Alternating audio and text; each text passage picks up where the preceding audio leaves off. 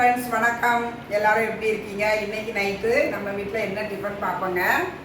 இன்னைக்கு உஷாமா சேனலில் நான் என்ன டிஃபன் பண்ண போகிறேன்னா, நான் வந்து மாவு அரைச்சி வச்சுருக்கேன் ஃப்ரெண்ட்ஸ். அதாவது கருப்பு உளுந்து கொள்ளு, நம்ம ஊர் பக்கம் என்ன சொல்லுவாங்கன்னா காணம் பயிருன்னு சொல்லுவோம். ஆனால் இங்கே அந்த மாதிரி சொன்னால் தெரியாது. கொள்ளு, கருப்பு உளுந்து, பச்சரிசி எல்லாமே ஒவ்வொரு கப்பு புழுங்கல் அரிசி போட்டு கொஞ்சம் வெந்தயம் போட்டு நான் அரைச்சி வச்சுருக்கேன். இந்த தோசைக்கு தொட்டுக்க வந்து நான் வெங்காய சட்னி தான் அரைக்க போகிறேன் ஃப்ரெண்ட்ஸ். அதுக்கு வந்து ஒரு 4 வெங்காயம் நறுக்கி வச்சுருக்கேன். கடலைப்பருப்பு, 10 பல் பூண்டு, 10 காஞ்ச மிளகா எடுத்து வச்சுருக்கேன் ஃப்ரெண்ட்ஸ். எப்படி செய்யலான்னு பார்ப்போம் வாங்க.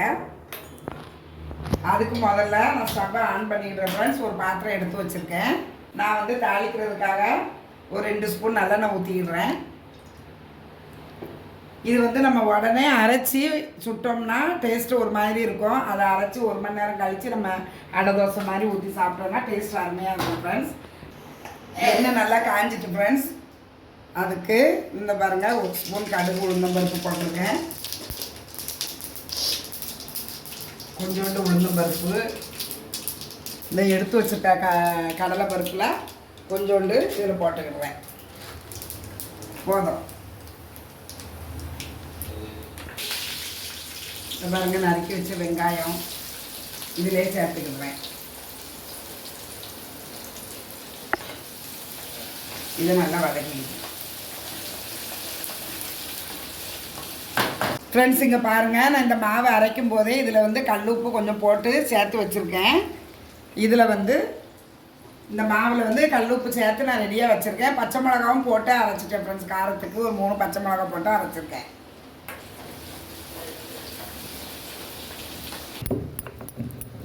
இந்த தோசைக்கு நான் ஒரு 10 போல் மிளகு பொடி பண்ணி போட போகிறேன் ஃப்ரெண்ட்ஸ்.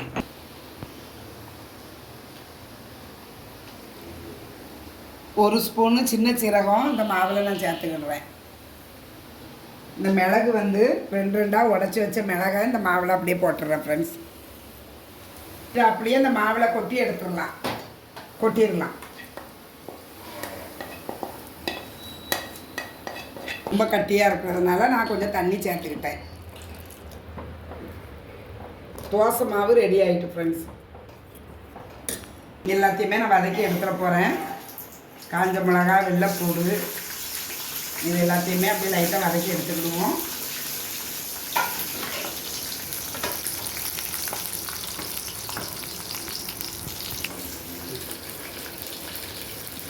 கற்றுக்கணும் ஃப்ரெண்ட்ஸ். அதையும் நல்லா பொன்னரமாக நம்ம வறுத்துக்கிட்டுறோம் அந்த சட்னிக்கு.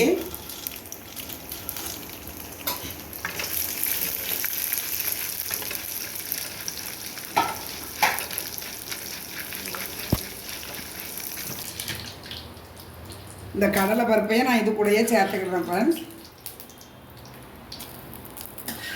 மீதி இந்த வெங்காயம் நறுக்கி வச்சுருக்கேன் பாருங்கள் ஃப்ரெண்ட்ஸ். அதையும் அப்படியே வதக்கி எடுத்துக்கிடுறேன். இந்த சட்னிக்கு தேவையான கல் உப்பு நான் இதில் கொஞ்சம் சேர்த்துக்கிட்டேன் ஃப்ரெண்ட்ஸ். இந்த வெங்காயத்தோட சீக்கிரம் வதங்கிடும்.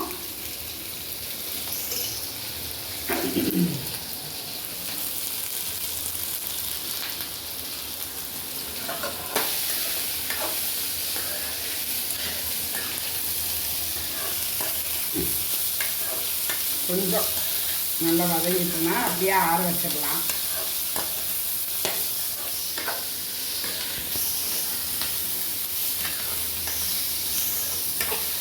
வெங்காயம் நல்லா வதங்கிட்டு ஃப்ரெண்ட்ஸ். இதை வந்து நம்ம அப்படியே என்ன செஞ்சிடுவோம், கொஞ்சம் ஆற வச்சிடுவோம். ஆறட்டும் ஃப்ரெண்ட்ஸ். அப்படியே நான் வந்து இந்த வெங்காயம், கடலைப்பருப்பு எல்லாமே வதக்கலாம் பார்த்தீங்களா ஃப்ரெண்ட்ஸ். அதை அவ்வளோத்தையும் இந்த சின்ன கப்பில் போட்டு கொஞ்சம் கொஞ்சமாக நான் அரைச்சி எடுத்துகிட்டு வரேன்.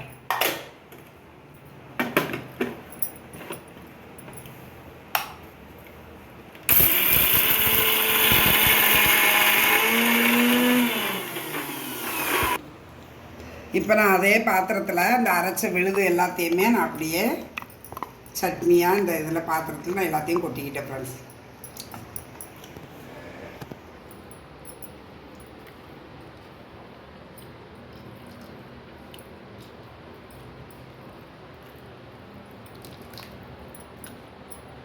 எல்லாமே அரைச்சி சட்னிக்கு தேவையான தண்ணி ஊற்றி நான் மிக்ஸ் பண்ணிக்கிட்டேன் ஃப்ரெண்ட்ஸ்.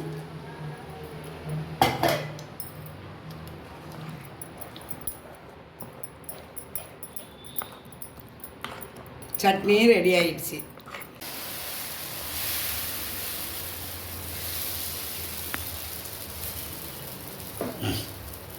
நான் வந்து ஸ்டவ்வை ஆன் பண்ணிவிட்டு தோசைக்கல் வச்சு நல்லா சூடாகிடுச்சு ஃப்ரெண்ட்ஸ். இப்போ வந்து இந்த சட்னிக்கு ஏற்ற தோசை தான் நான் சொல்கிறேன்.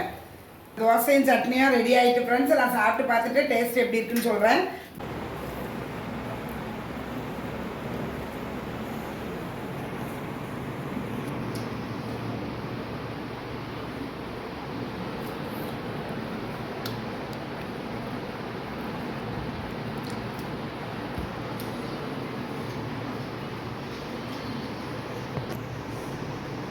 தோசை வந்து ரொம்ப டேஸ்ட்டாக இருக்குது ஃப்ரெண்ட்ஸ்.